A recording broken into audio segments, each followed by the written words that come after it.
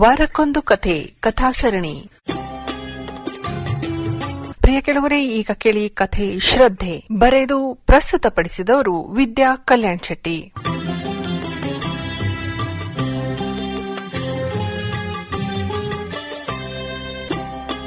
ಒಂದು ಚಿಕ್ಕ ಹಳ್ಳಿಯಲ್ಲಿ ಬಸವಲಿಂಗಪ್ಪ ಎಂಬ ಕುಂಬಾರ ವಾಸವಿದ್ದ. ಅವನ ಮನೆಯ ಮುಂದೆ ಒಂದು ಸಣ್ಣ ಅಂಗಳವಿತ್ತು. ಅಲ್ಲಿಯೇ ಅವನು ಮಡಿಕೆಯನ್ನು ತಯಾರಿ ಮಾಡುತ್ತಿದ್ದನು. ಮಾಡಿದ ಮಡಿಕೆಯನ್ನು ಅಲ್ಲಿಯೇ ಹತ್ತಿರದಲ್ಲಿ ಇರುವ ಬಜಾರದಲ್ಲಿ ತೆಗೆದುಕೊಂಡು ಹೋಗಿ ಮಾರುತ್ತಿದ್ದನು. ಅದರಿಂದ ಬಂದ ಹಣದಲ್ಲಿ ತನ್ನ ಮನೆಯನ್ನು ಸಾಗಿಸುತ್ತಿದ್ದನು. ಅವನ ಮನೆಯಲ್ಲಿ ಅವನ ತಾಯಿ ಇರುತ್ತಿದ್ದಳು. ಇಬ್ಬರು ತಮಗೆ ಸಿಕ್ಕ ಅಲ್ಪ ಸ್ವಲ್ಪ ಪುಡಿಗಾಸಿನಲ್ಲಿ ತಮ್ಮ ಜೀವನ ಸಾಗಿಸುತ್ತಿದ್ದರು. ಬಸವಲಿಂಗಪ್ಪ ಮತ್ತು ಅವನ ತಾಯಿಗೆ ಪರಮಾತ್ಮನೆಂದರೆ ಬಹಳ ವಿಶ್ವಾಸವಿತ್ತು. ಇವರು ಪ್ರತಿದಿನ ತಮ್ಮ ಮನೆಯ ಹತ್ತಿರದಲ್ಲಿ ಇರುವ ಶಿವನ ದೇವಸ್ಥಾನಕ್ಕೆ ಹೋಗುತ್ತಿದ್ದರು. ಪೂಜೆ ಪ್ರಾರ್ಥನೆಯನ್ನ ಮಾಡುತ್ತಿದ್ದರು. ಆದರೂ ಒಮ್ಮೊಮ್ಮೆ ಆ ಬಡ ಬಸವಲಿಂಗಪ್ಪನಿಗೆ ಅನಿಸುತ್ತಿತ್ತು, ಆ ಮಹಾದೇವನ ಪೂಜೆಯಲ್ಲಿ ನಾ ಏನಾದರೂ ವ್ಯತ್ಯಾಸ ಮಾಡುತ್ತಿದ್ದೇನಾ ಎಂದು. ನನಗೆ ಯಾಕೆ ಇಷ್ಟು ಬಡತನ ಇದೆ ಎಂದು ಯೋಚಿಸುತ್ತಿದ್ದ. ಆದರೆ ಅವನ ತಾಯಿ ಯಾವಾಗಲೂ ಹೇಳುತ್ತಿದ್ದಳು, ನೋಡು ಮಗನೇ, ದೇವರ ಮೇಲೆ ಸದಾ ನಂಬಿಕೆಯನ್ನು ಇಡು. ಪರಮಾತ್ಮ ಏನೇ ಮಾಡಿದರೂ ನಮಗೆ ಒಳ್ಳೆಯದನ್ನೇ ಮಾಡುತ್ತಾನೆ ಎಂದು ಹೇಳುತ್ತಿದ್ದಳು.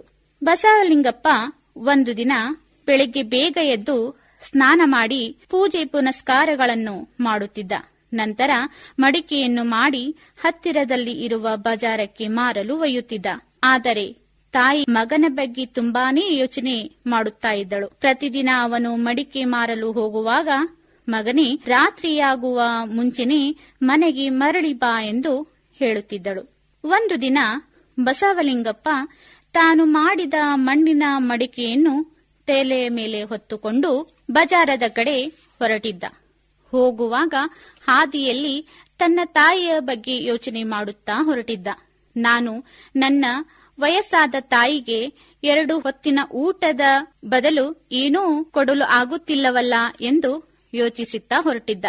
ಸ್ವಲ್ಪ ಸಮಯದ ನಂತರ ತಾನು ಮಡಿಕೆ ಮಾರಲು ಹೊರಟಿದ್ದ ಸ್ಥಳಕ್ಕೆ ಹೋದನು. ನಂತರ ಜನರಿಗೆ ಕೂಗತೊಡಗಿದ, ಮಡಿಕೆ ಬೇಕಾ, ಮಡಿಕೆ, ಬನ್ನಿ ಮಡಿಕೆ ತೆಗೆದುಕೊಳ್ಳಿ ಎಂದು ಕೂಗತೊಡಗಿದ. ಆಗ ಬಸವಲಿಂಗಪ್ಪ ಹತ್ತಿರ ಒಬ್ಬ ವ್ಯಕ್ತಿ ಬಂದು ಮಡಿಕೆ ಕೇಳಿದ.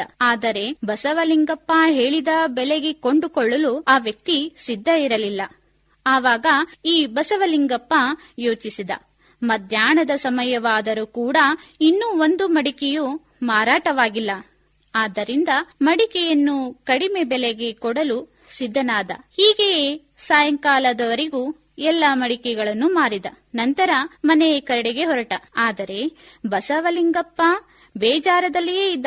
ಯಾಕೆಂದರೆ ಎಲ್ಲ ಮಡಿಕೆಗಳು ಮಾರಿದ್ದಾಗಿಯೂ ಸಹ ಅವನಿಗೆ ಬಂದ ಹಣ ಬಹಳ ಕಡಿಮೆ. ಅರ್ಧ ಬೆಲೆಗೆ ಮಾರಿದ್ದರಿಂದ ಹಣವು ಕಡಿಮೆ ಬಂದಿದ್ದವು. ಇದನ್ನೇ ಯೋಚನೆ ಮಾಡುತ್ತಾ ಅವನು ಮನೆ ಕಡೆಗೆ ಹೊರಟಿದ್ದನು. ಆವಾಗ ದೂರದಲ್ಲಿ ಒಂದು ಮನೆಯ ಮುಂದೆ ಒಂದು ಸುಂದರ ಹುಡುಗಿ ಕಾಣಿಸಿದಳು. ಆ ಹುಡುಗಿಯು ಬಸವಲಿಂಗಪ್ಪನಿಗೆ ಬಹಳ ಇಷ್ಟ ಆದಳು. ಈ ಹುಡುಗಿಯನ್ನು ನನ್ನ ಹೆಂಡತಿಯನ್ನಾಗಿ ಹಾಗೂ ನನ್ನ ಮನೆಯ ಸೊಸೆಯನ್ನಾಗಿ ಮಾಡಿಕೊಂಡರೆ ಎಷ್ಟು ಒಳ್ಳೆಯದು ಆಗುತ್ತದೆ ಎಂದು ಯೋಚಿಸಿದ. ನನ್ನ ತಾಯಿಗೂ ಇವಳಿಂದ ಸ್ವಲ್ಪ ಆರಾಮ ಸಿಗಬಹುದು ಎಂದು ಯೋಚನೆ ಮಾಡಿದ.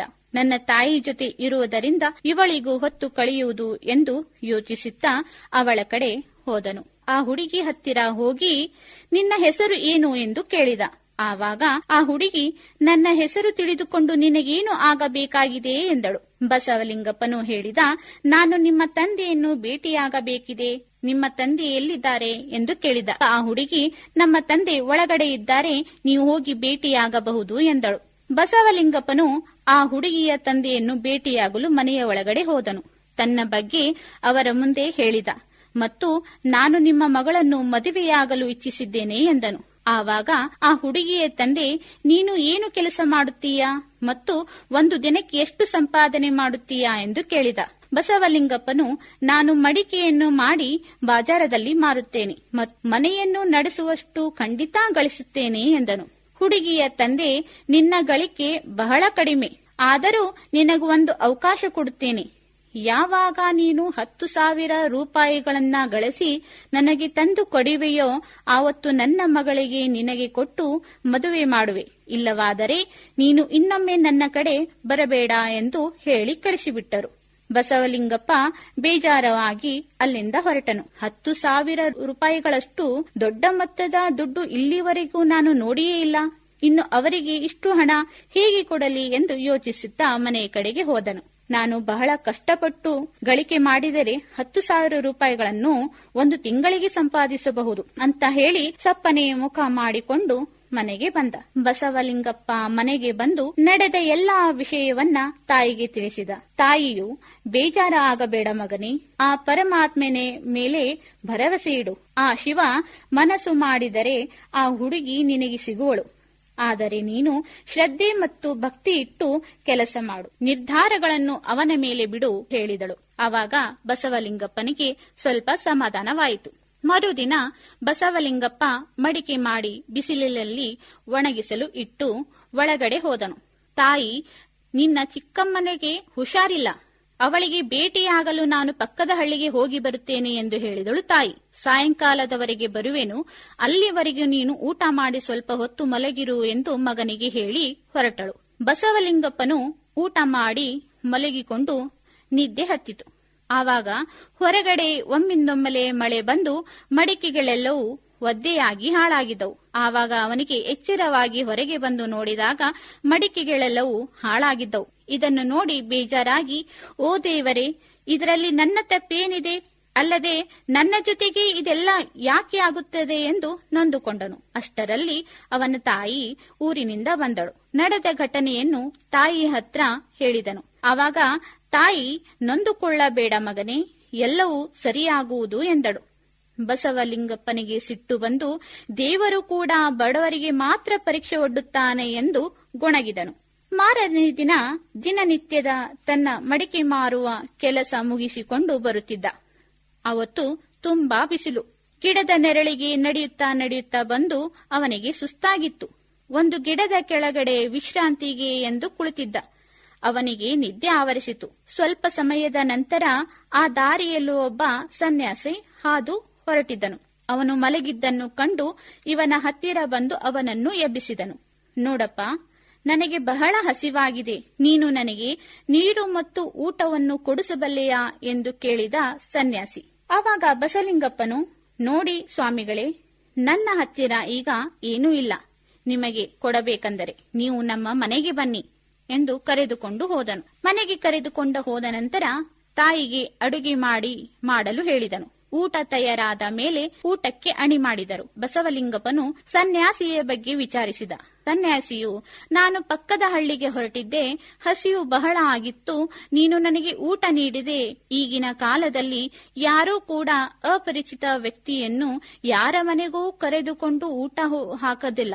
ನೀನು ಊಟ ಮಾಡಿಸಿದ್ದು ಅಲ್ಲದೆ ನನ್ನನ್ನ ಸತ್ಕರಿಸಿದ್ದೀಯ, ನಿನಗೆ ನನ್ನ ಅನಂತ ಧನ್ಯವಾದಗಳು ಎಂದು ಹೇಳಿದನು. ಬಸವಲಿಂಗಪ್ಪನು, ಸ್ವಾಮಿಗಳೇ, ನೀವು ಸ್ವಲ್ಪ ವಿಶ್ರಾಂತಿ ತೆಗೆದುಕೊಳ್ಳಿ, ರಾತ್ರಿ ಇಲ್ಲೇ ಇರುವಂತಿರಿ, ರಾತ್ರಿಯೂ ಊಟದ ವ್ಯವಸ್ಥೆಗೆ ಕೂಡ ನಾನು ಮಾಡಿಸುತ್ತೇನೆ ಎಂದನು ಬಸವಲಿಂಗಪ್ಪ.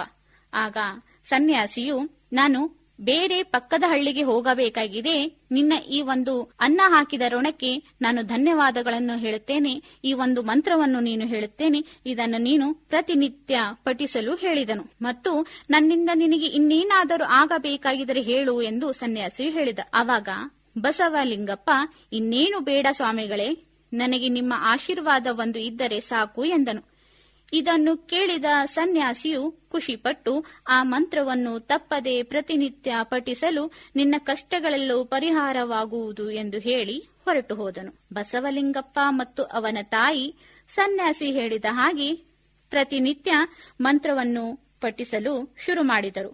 ಆದ್ದರಿಂದ ಅವರ ಮನೆಯಲ್ಲಿ ಶಾಂತಿ ನೆಮ್ಮದಿ ನೆಲೆಸಿತ್ತು. ಹಾಗೆ ಬಸವಲಿಂಗಪ್ಪ ಮಡಿಕೆ ಮಾಡುವಾಗ ಅವಳ ತಾಯಿ ದೃಷ್ಟಿ ಮಡಿಕೆಯ ಮೇಲೆ ಬಿದ್ದಿತು. ಅವುಗಳನ್ನು ನೋಡಿ ಅವಳಿಗೆ ಆಶ್ಚರ್ಯ ಉಂಟಾಯಿತು. ಏಕೆಂದರೆ ಅವು ಮಡಿಕೆಗಳು ದಿನನಿತ್ಯದ ಹಾಗೆ ಇರಲಿಲ್ಲ. ಆವತ್ತು ವಿಶೇಷವಾಗಿತ್ತು.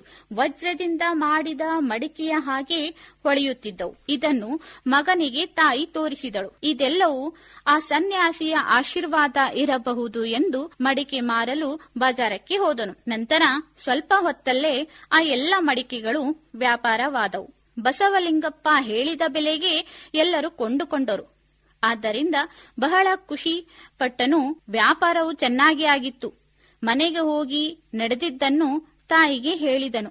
ಆವಾಗ ತಾಯಿ, ಕೇವಲ ನಿನ್ನ ಮಡಿಕೆಗಳು ಮಾರಿಲ್ಲ, ನೀನು ಹೋದ ನಂತರ ಮನೆಯ ಮುಂದಿನ ಅಂಗಳ ಸ್ವಚ್ಛ ಮಾಡಿದೆ. ಮಡಿಕೆ ಮಾಡಲು ಮಣ್ಣನ್ನು ಕಡಿಯುವಾಗ ಅದರಲ್ಲಿ ಬಂಗಾರದ ನಾಣ್ಯದಿಂದ ತುಂಬಿದ ಮಡಿಕೆ ಸಿಕ್ಕಿತು ಎಂದು ತೋರಿಸಿದಳು. ಅದನ್ನು ನೋಡಿ ಬಸವಲಿಂಗಪ್ಪ ಗಾಬರಿಯಾದನು. ಇದೆಲ್ಲವೂ ನಮ್ಮ ಮನೆಗೆ ಬಂದ ಆ ಸನ್ಯಾಸಿಯ ಕೃಪೆ ಎಂದನು. ಅವರು ಹೇಳಿಕೊಟ್ಟ ಮಂತ್ರದ ಮಹಿಮೆ ಎಂದನು. ಅವರು ಆ ದೇವರ ರೂಪವೇ ಇರಬಹುದು. ಆವಾಗ ಅವರ ಅಮ್ಮ, ನಮ್ಮ ಭಾಗ್ಯ ತೆಗೆದಿದೆ ಮಗನೇ, ಈಗ ನೀನು ಆ ಧನಿಕ ವ್ಯಕ್ತಿಯ ಕಡೆ ಹೋಗಿ ಅವಳ ಮಗಳನ್ನು ನಿನಗೆ ಕೊಟ್ಟು ಮದುವೆ ಮಾಡಲು ಹೇಳು ಎಂದು ಕಳಿಸಿದಳು. ಬಸವಲಿಂಗಪ್ಪ ಆ ಬಂಗಾರದ ಮಡಿಕೆಯನ್ನು ತೆಗೆದುಕೊಂಡು ಹೋಗಿ ಆ ಧನಿಕ ವ್ಯಕ್ತಿಯ ಕಡೆಗೆ ಹೋಗಿ, ನೋಡಿ, ಇದನ್ನು ತೆಗೆದುಕೊಂಡು ನೀವು ನಿಮ್ಮ ಮಗಳನ್ನು ನನಗೆ ಕೊಟ್ಟು ಮದುವೆ ಮಾಡಿ ಎಂದನು. ಆ ಧನಿಕ ವ್ಯಕ್ತಿ ಆ ಮಡಿಕೆಯನ್ನು ತೆಗೆದುಕೊಂಡು ತುಂಬಾ ಖುಷಿಪಟ್ಟನು. ತನ್ನ ಮಗಳನ್ನು ಬಸವಲಿಂಗಪ್ಪನ ಜೊತೆ ಮದುವೆ ಮಾಡಿ ಕಳುಹಿಸಿದ. ನಂತರ ಗಂಡ ಹೆಂಡತಿಯರಿಬ್ಬರು ಜೀವನದಲ್ಲಿ ಸಂತೋಷವಾಗಿದ್ದರು. ಪ್ರತಿದಿನ ಆ ಮಂತ್ರವನ್ನು ಪಠಿಸುತ್ತಾ ದೇವರ ಧ್ಯಾನವನ್ನು ಮಾಡುತ್ತಿದ್ದರು. ಹಾಗೆಯೇ ಬಸವಲಿಂಗಪ್ಪ ಆ ಸನ್ಯಾಸಿ ವ್ಯಕ್ತಿಯನ್ನು ಎಲ್ಲ ಕಡೆ ಹುಡುಕಿದನು. ಆದರೆ ಆ ಸನ್ಯಾಸಿ ಎಲ್ಲಿಯೂ ಸಿಗಲಿಲ್ಲ. ಬಸವಲಿಂಗಪ್ಪನಿಗೆ ಅರಿವಾಯಿತು, ದೇವರೇ ಆ ಸನ್ಯಾಸಿಯ ರೂಪದಲ್ಲಿ ಬಂದು ತನ್ನ ಮೇಲೆ ಕರುಣೆ ತೋರಿಸಿ ಹೋಗಿದ್ದಾನೆ ಎಂದು. ಸ್ನೇಹಿತರೆ, ಈ ಕಥೆಯ ನೀತಿ ಇಷ್ಟೇ. ಆ ದೇವರು ನಮ್ಮ ಮೇಲೆ ಕೃಪೆ ಮಾಡಲು ಬಂದೇ ಬರುವನು. ಆದರೆ ನಾವು ಗುರುತಿಸುವುದಿಲ್ಲ ಅಷ್ಟೇ. ಆದ್ದರಿಂದ ನಾವು ನಮ್ಮ ಜೀವನದಲ್ಲಿ ಶ್ರದ್ಧೆ, ಭಕ್ತಿಯನ್ನು ಸದಾ ಹೊಂದಿರಬೇಕು. ಬಡವರ ಸೇವೆಯೇ ಭಗವಂತನ ಸೇವೆ ಎಂದು ತಿಳಿಯಬೇಕು.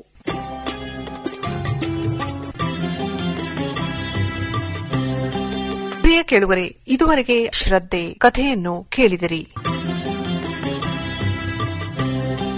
ಬರೆದು ಪ್ರಸ್ತುತಪಡಿಸಿದವರು ವಿದ್ಯಾ ಕಲ್ಯಾಣ್ ಶೆಟ್ಟಿ. ನಿರ್ಮಾಣ BV ಶ್ರೀಧರ್.